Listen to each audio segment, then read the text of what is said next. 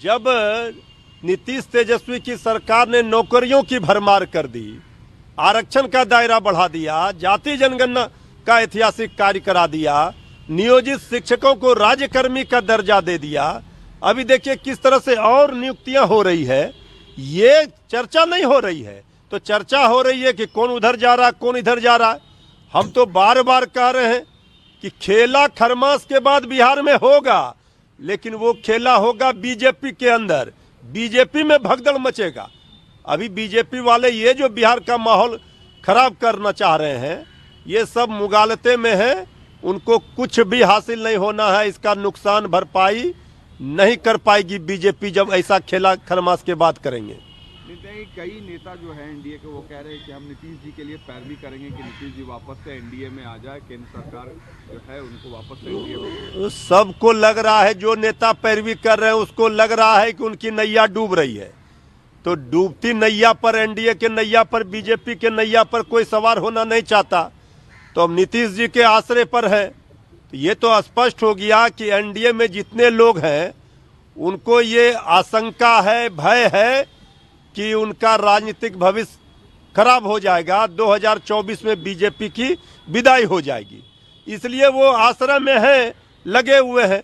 लेकिन सब लोग खरमास के बाद लौट कर वापस घर को आएंगे, बीजेपी अलग थलग पड़ जाएगी। मृत्युंजय तिवारी का बयान सुना, उन्होंने उल्टा यही कह दिया कि जिस तरीके की दो फाड़ की खबरें मीडिया चला रही है जेडीयू को लेकर, खरमास के बाद आपको बीजेपी में दो फाड़ नजर आएगा।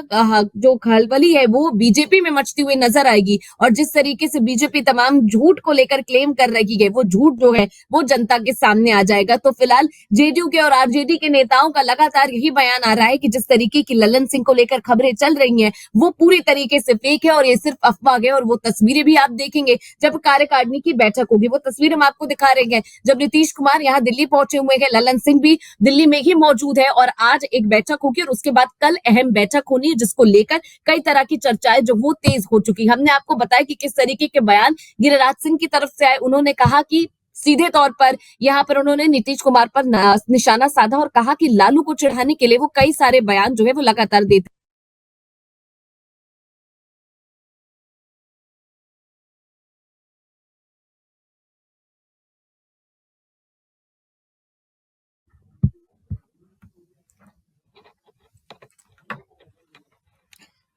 तो जेडीयू की राष्ट्रीय कार्यकारिणी की बैठक से पहले दिल्ली में पार्टी कार्यालय के बाहर पोस्टर वाला वॉर चल रहा है।